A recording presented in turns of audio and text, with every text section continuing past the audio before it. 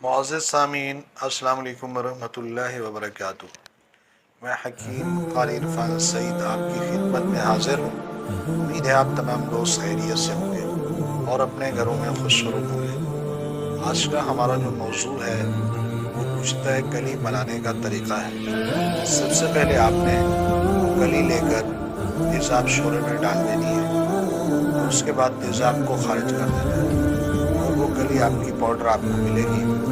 इसी कली के अंदर आपने 2 तोले पारा डालना है और 60 ग्राम आपके पास कली हो पाउडर। अब इनको आपने मदार के फूल का पानी 150 ग्राम पिलाना है। उसके बाद इसकी टिक्कियाँ बनाकर इनको 10 किलो कोपलों की आग दें। इस तरह 3 अमल करें। हर दफ़ा आपने पारा दोबारा शामिल करना है।